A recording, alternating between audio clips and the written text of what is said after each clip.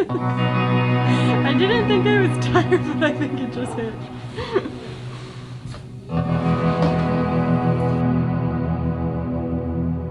Yeah, frozen granola apart.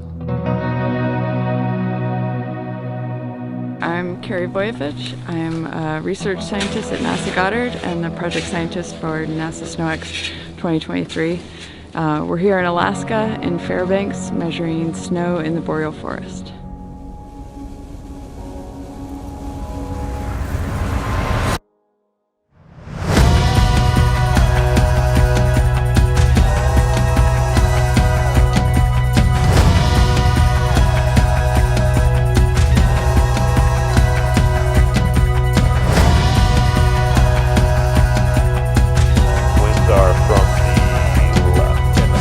On your breakfast.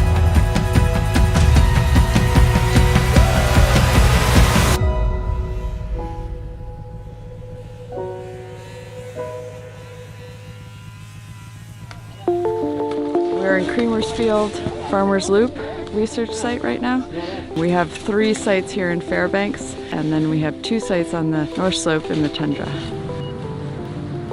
The goal for SNOWX is to improve our remote sensing capabilities of snow, different properties of snow in different environments and at different times of the season. Water is so important to the western US, and they've had some snow droughts over the past decade, and so understanding how much water is stored in the snow is super important. Right now that means either airborne measurements or sending people out to make manual measurements, which doesn't cover the entire western US. So what we're hoping is that our measurements will help us understand what technology could be used on a satellite mission that could then collect measurements over that entire area. So kind of core measurements take place at the pit locations. We take very detailed profile measurements of the snow in those pits, including temperature and density, liquid water content. And then around those plots, we're taking very detailed depth profiles. And then further out from there, we're taking just a lot more depth measurements. All of that is within the flight lines of the radar and the LiDAR observations, so that we can connect what those observations see with what we measure on the ground. We're headed to Bonanza Creek Experimental Forest, and we're going to do a bunch of pit measurements out there and depth measurements where we characterize snowpack in different locations, and that will be used for ground truth for the airborne flights and instruments that we have flying over the same area. About minus 20 Fahrenheit here right now, and I'm continuing to put on clothes because I just got out of the truck and that was pretty warm, and I'm changing body temperature very quickly. For a 2-up, which is 2 seats. And I'm with the USDA Natural Resources Conservation Service. We actually are tasked with making water supply forecasts for the entire western United States. We have about 600 different watersheds that we model and deliver seasonal runoff forecasts for. The reason why we look at snow density is so that if you have a given snowpack of 5 feet tall, the amount of water when you melt it all down could be close to 1 glass full of water, or it could be more like 3 gallons. We gotta do these measurements in the field because even though there's a lot of technology that allow us to look at it from a satellite or a global perspective, they have various ranges of accuracy, and so doing it in the field is one of the most accurate ways to do it. at this site, we measure the snow water equivalence, and the snow water equivalence is the amount of snow you have in one spot if you melted it into water. So it's the snow water equivalent. And that's the fundamental holy grail parameter that we're after. If we knew how much water was spatially distributed over the entire planet, that would allow us to forecast spring runoff much better. Water resources are just so critical, especially out west. And I think it's really cool to try to do the science to figure out how much water we have.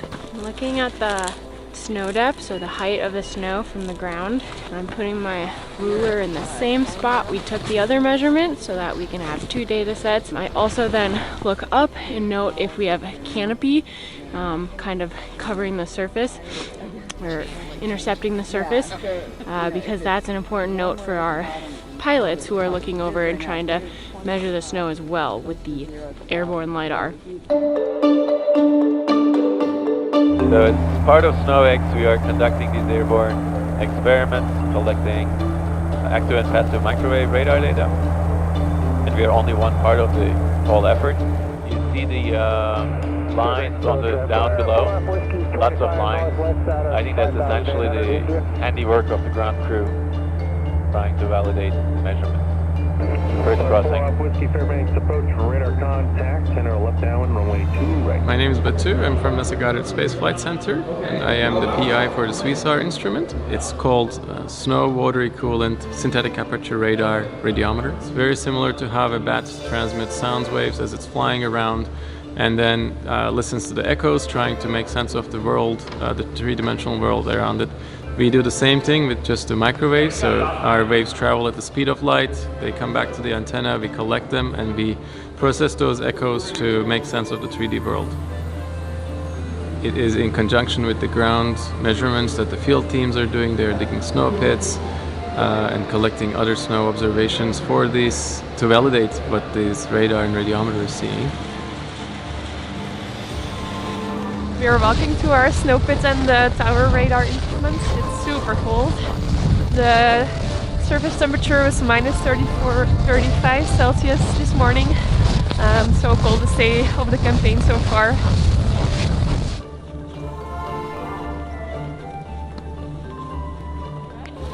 Yeah, so this is a radar sensor. And so we'll compare this with the ongoing flights of this campaign. This sensor is particularly suitable for deep snow, whereas some of the other techniques are likely much more suitable for shallow snow. So this is very complementary. And so this will take half an hour to finish. So we do 4 of those transects, so this takes 2 hours. So they want to test instruments in all these different snow environments to make sure that they work globally. Alaska offers a perfect snow to do this type of test. We have a boreal forest, and Arctic tundra is very different. It's generally shallow, but it's much harder. A lot of wind-blown features, and the variability is amazing. So these are very different types of snow, and it's important to see that the instruments for remote sensing measurement of snow, they do work well in these different snow environments. It is a massive effort in terms of like community participation. We would never have all these measurements on the ground if our crews were smaller. So the fact that we can get so many people in one place to take measurements is really meaningful. The team has become really close. It takes a lot of camaraderie and a lot of people pitching in. You cannot stand on your heels and watch what's going on out here. Everybody has to pitch in, and it makes for a really tight group.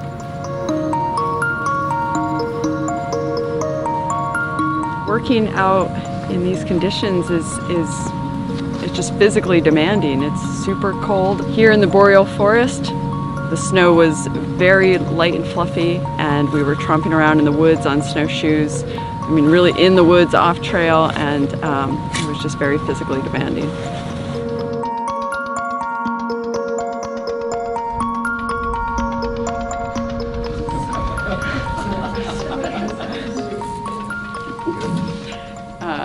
I am amazed at how much data was collected. You are an incredible group of people.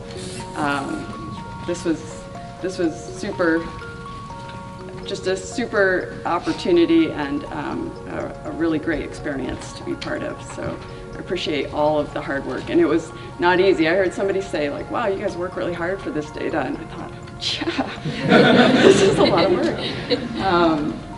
So thank you very much.